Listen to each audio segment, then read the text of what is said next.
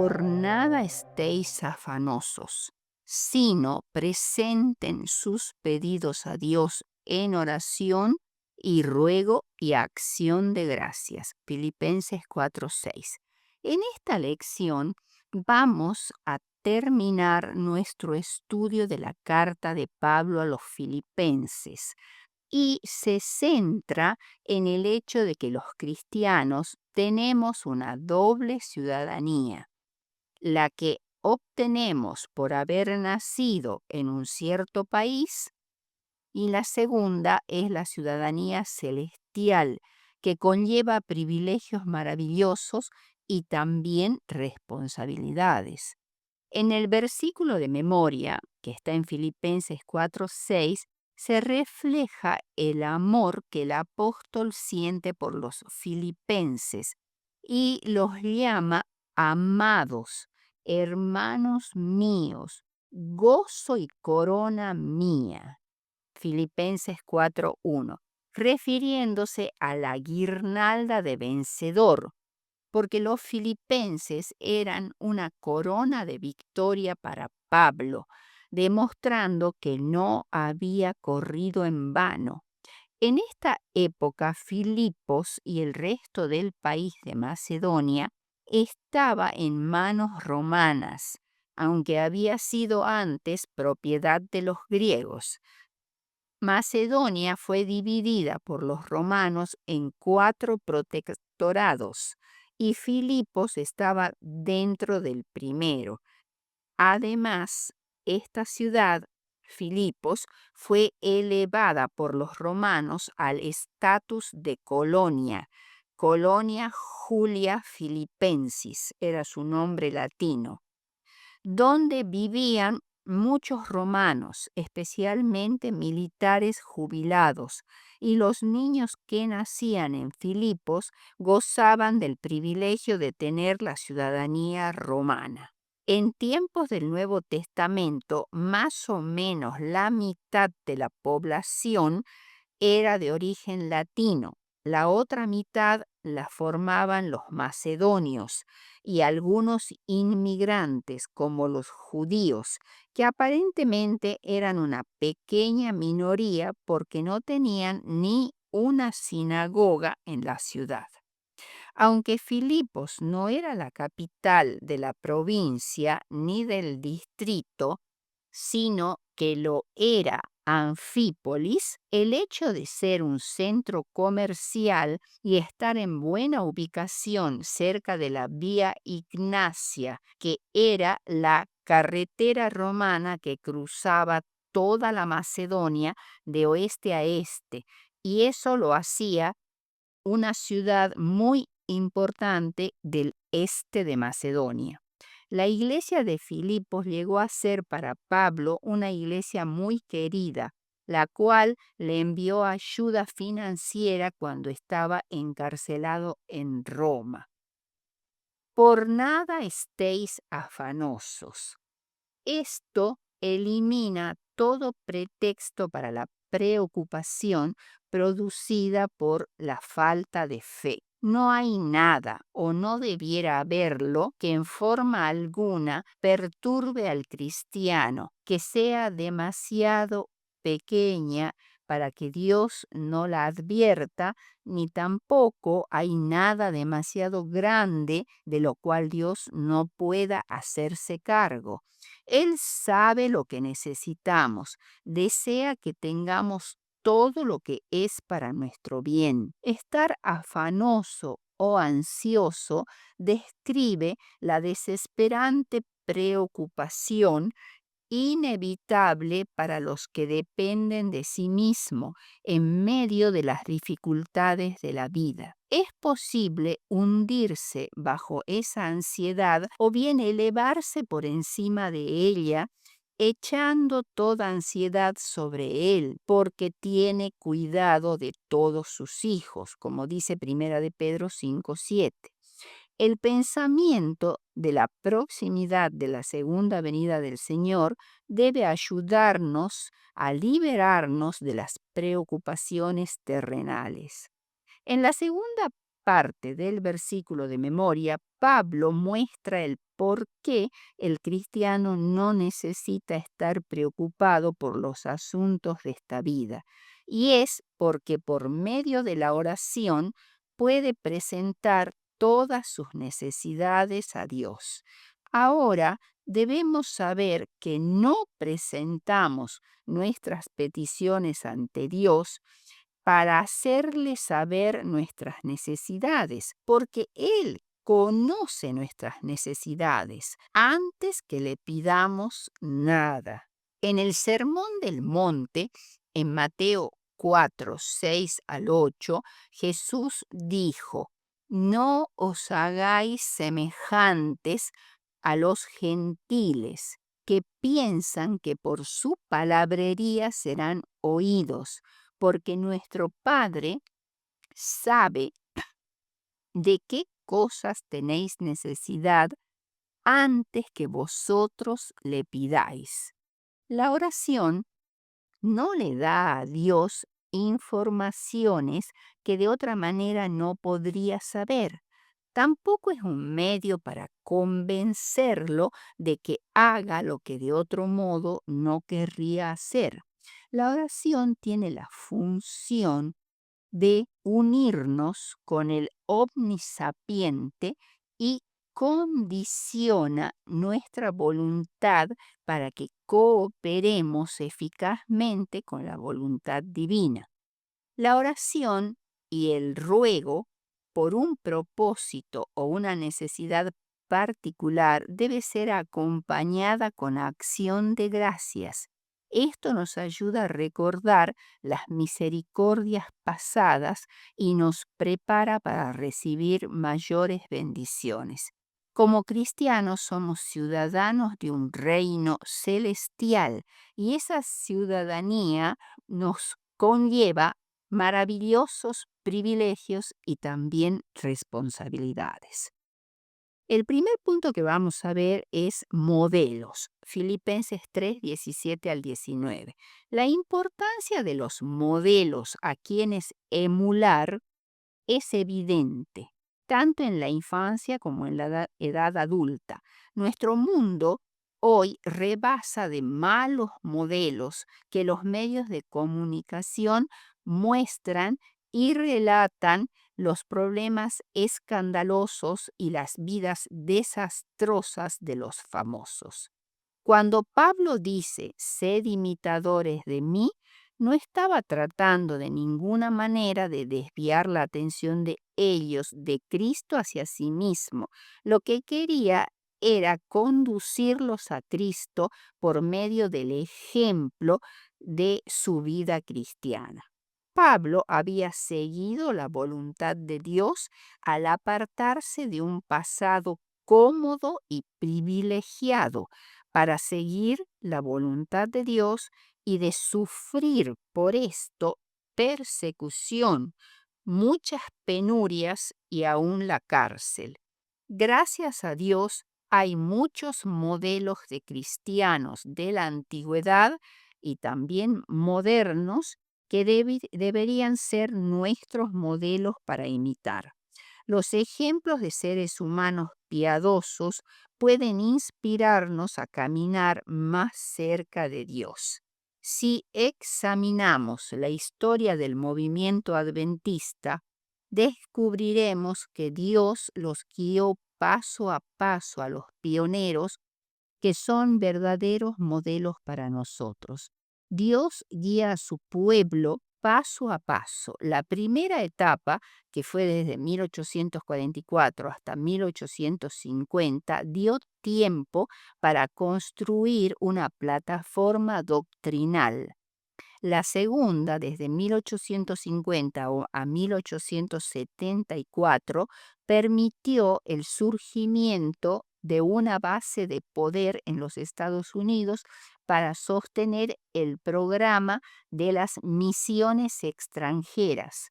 Y la tercera, de 1874 a 1889, crearía un mayor desarrollo en Europa y otras partes del mundo civilizado a fin de que el adventismo estuviera preparado para llevar su mensaje a todo el mundo en los años posteriores a 1890. En 1874, la Asociación General votó que J. N. Andrews debía ir a Europa lo más pronto posible y un mes después se embarcó rumbo a Suiza como el primer misionero adventista oficial a las misiones extranjeras. Su vida es un gran modelo a seguir para nosotros hoy.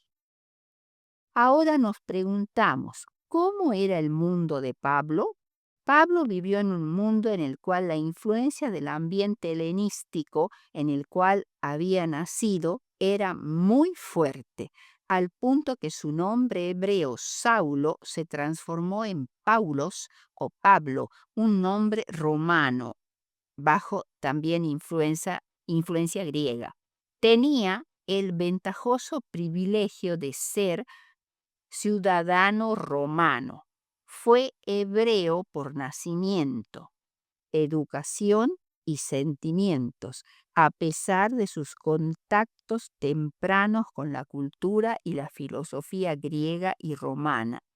Nació en el Asia Menor, en la próspera metrópoli de Tarso, una ciudad notable por su filosofía, ciencia, educación y cultura. En Tarso asistió a una escuela en relación con la sinagoga de Tarso y aprendió no solo el hebreo, sino también la lengua que hablaba el pueblo, que era el arameo, también el griego y tal vez el latín. Aprendió a hacer carpas o tiendas, que era el oficio de la familia. Fue enviado a Jerusalén, donde fue instruido por el rabino fariseo Gamaliel, el más renombrado en esos días. Como resultado de esa educación, vivió conforme a la más rigurosa secta del judaísmo. Su celo y su odio fanático por los cristianos aventajó a su maestro. En todo el mundo greco-romano predominaba la idolatría. En Atenas había más de 3.000 estatuas consagradas al culto pagano. Además, los filósofos griegos solían enseñar en las calles o plazas sus temas filosóficos que negaban al verdadero Dios. El mundo de Pablo era un mundo complejo, lleno de idolatría y filosofías ateas. La corrupción de las personas era grande y su ignorancia de las cosas de Dios era notable. El judaísmo, por su parte, era intolerante y cerrado al mundo, además de perseguidor de todo aquel que no creyera en lo que ellos afirmaban. El segundo punto que vamos a ver es los enemigos de la cruz de Cristo, Filipenses 3:18.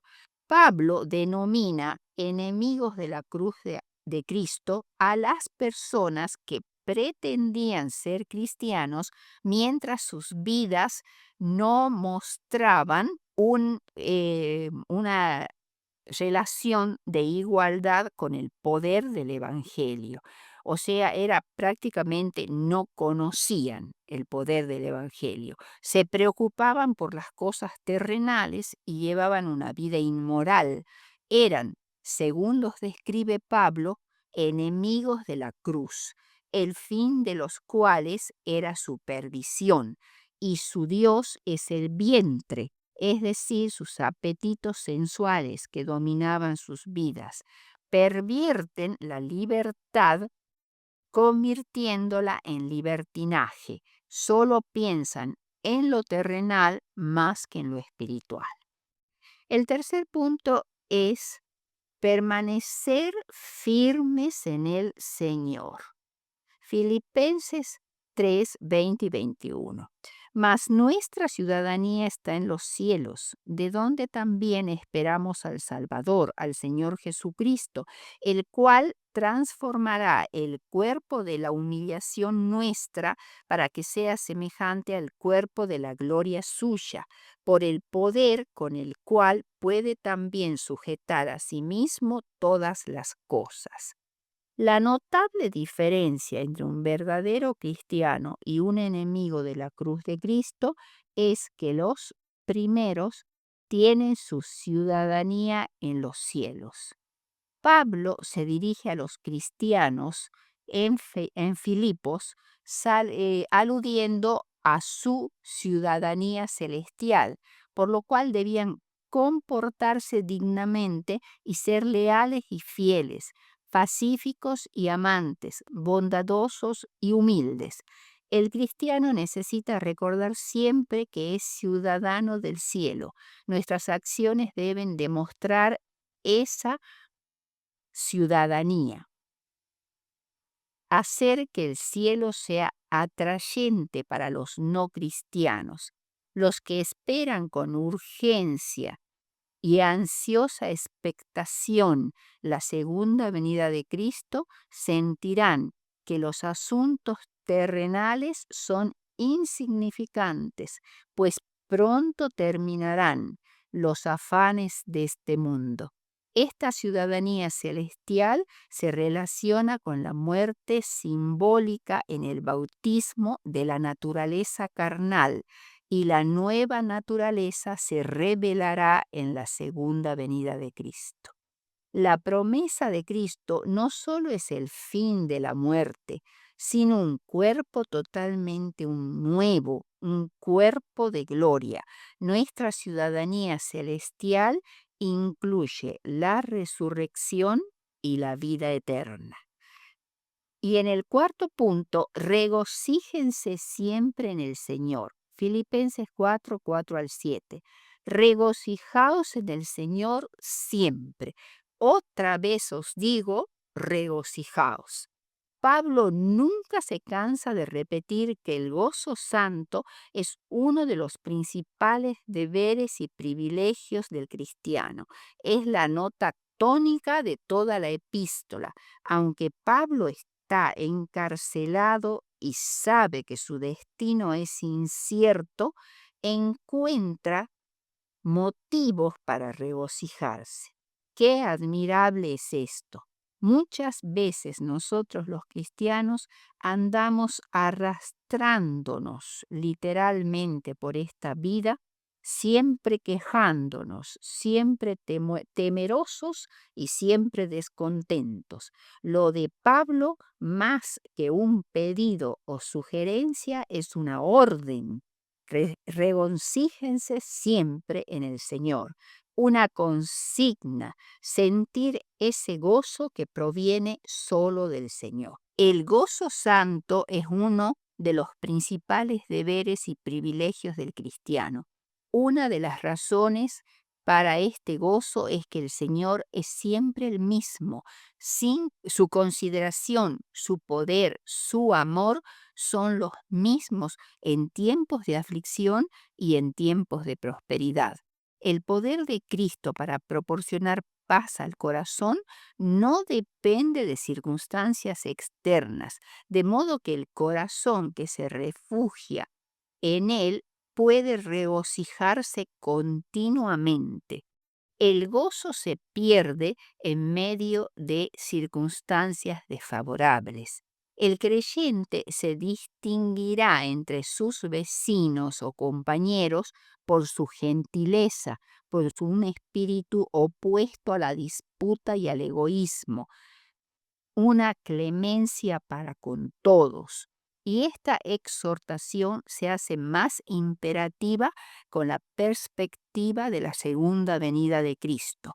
El antídoto contra la ansiedad en cualquier situación es elevar una oración de fe y actuar como si hubiera sido contestada, incluso antes que lo sea, porque se dice que debemos orar con acción de gracias. como si ya hubiésemos recibido la respuesta. Entonces tendremos la paz de Dios que sobrepuja todo entendimiento, lo que significa que no puede ser comprendida racionalmente. La paz de Dios es algo que el mundo no puede dar, porque ella promueve o proviene de la seguridad que tenemos, el don de la vida eterna por medio de Jesús, nuestro Salvador. Esta paz incide en todos los aspectos de la vida y supera todo entendimiento. Quinto punto, en esto pensad. Filipenses 4, 8 y 9. Por lo demás, hermanos, en todo lo que es verdadero, todo lo honesto, todo lo justo, todo lo puro, todo lo que es de buen nombre, si hay virtud alguna, en esto pensad. Pablo induce a los filipenses con una lista de virtudes a seguir su ejemplo. Enfatiza la virtud y el ejemplo. Los griegos tenían 3 virtudes cardinales: prudencia, justicia, templanza, bueno, y una cuarta, valentía. Ahora, Pablo nos dice, pensad, en esto pensad. Primero, lo verdadero. Segundo, lo honorable o respetable. Tercero, lo justo. Cuarto, lo puro. Quinto, lo agradable. Sexto, lo que tiene buen nombre, o sea, es digno de admiración. Y las claves del contentamiento son: primero, el Señor es mi pastor, nada me faltará. Segundo, su Padre Celestial sabe lo que ustedes necesitan, como lo dijo Jesús en Mateo 6:32. Tercero, echen toda su ansiedad sobre Él, porque Él cuida de ustedes. Primera de Pedro 5:7. Cuarto, mi Dios pues suplirá toda necesidad de ustedes conforme a su gloriosa riqueza en Cristo Jesús. Filipenses 4:9. Y quinto, todo lo puedo en Cristo que me fortalece. En conclusión, el Señor tiene una tesorería con abundantes provisiones para sus hijos y puede darles lo que necesitan en todas las circunstancias. Entonces, ¿por qué no confiamos en Él? Ha hecho preciosas promesas a sus hijos a condición de que obedezcan firmemente sus preceptos. No hay ninguna carga que no pueda quitar, ninguna tiniebla que no pueda disipar, ninguna debilidad que no pueda transformar en poder, ningún temor que no pueda apaciguar, ninguna aspiración digna que no pueda guiar y justificar. A fin de conocerle. Elena de White, página 226.